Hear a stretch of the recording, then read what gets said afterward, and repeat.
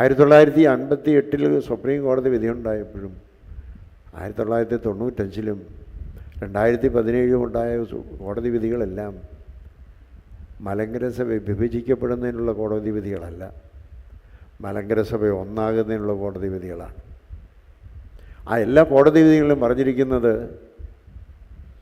1934 ഭരണഘടന അനുസരിച്ച് ഒന്നായിത്തീരണമെന്നുള്ളതാണ്. സഭ ഒന്നായിത്തീരണമെന്നുള്ള ആഗ്രഹമാണ്. ഇത് മലങ്കര സഭ എന്നും രാജ്യം ഭരിക്കുന്ന നേതാക്കന്മാർ കേരളത്തിലും കേന്ദ്രത്തിലുമുള്ളവരെ എന്നും അറിയിച്ചിട്ടുള്ളതാണ്. അതുകൊണ്ട് മലങ്കര സഭ പൗരാണിക പാരമ്പര്യമുള്ള സഭയാണെന്നും മലങ്കര സഭ it is the true Indian church എന്നും ഇന്നത്തെ ഭരണാധികാരികളും കേന്ദ്രത്തിലെ ഭരണാധികാരികളും അവരുടെ പാർട്ടിയും അവരുടെ പോഷക സംഘടനകളും ഒക്കെ എന്നും പറഞ്ഞിട്ടുള്ളതാണ്. അതുകൊണ്ട് നമുക്ക് സന്തോഷമാണ്. കഴിഞ്ഞ ദിവസം ആരോ ഡൽഹിയിൽ പോയി സഭാസമാധാനത്തെക്കുറിച്ച് സംസാരിച്ചുവെന്നും പ്രധാനമന്ത്രി അതിനോട് പറഞ്ഞത് നിങ്ങൾ ഭിന്നിച്ച് നിൽക്കരുത്, നിങ്ങൾ ഒന്നായി തീരണം, അതിനുള്ള മാർഗം അന്വേഷിക്കണമെന്നാണ്. മലങ്കര സഭ ഇതേ പറയുന്നുള്ളൂ, വേറൊന്നും പറയുന്നില്ല. ഇവിടുത്തെ ഭരണാധികാരികളും എടുക്കുന്നതായ നിലപാട്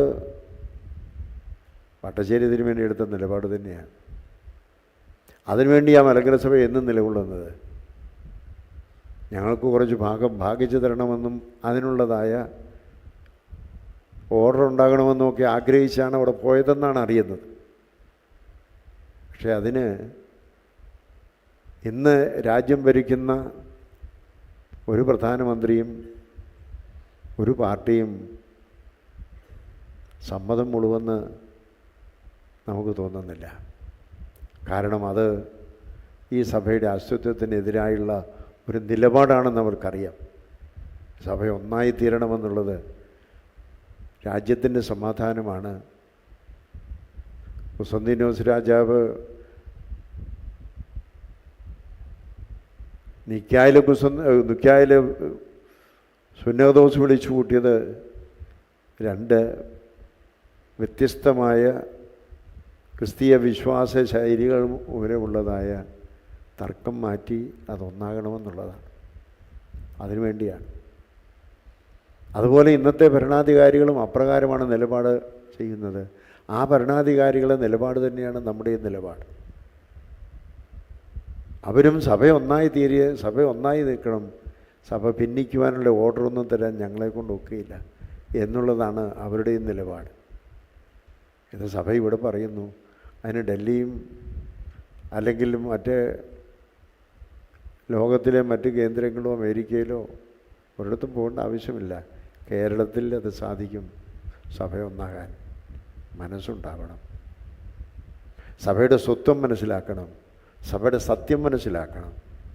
മാർത്തോമാ ശ്ലീഹായിലുള്ള മലങ്കര സഭ ഒന്നായിരിക്കണമെന്നുള്ളത് മലങ്കര സഭ എന്നും പറയുന്നു, ഇന്നും പറയുന്നു.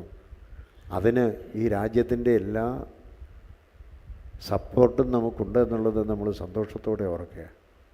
അതിൽ നിന്ന് വ്യത്യസ്തമായ ഒരു ശബ്ദം അവരിൽ നിന്ന് ഉണ്ടായിട്ടില്ല, ഉണ്ടാവുകയുമില്ല എന്ന് നമുക്ക് ഉറപ്പുണ്ട്.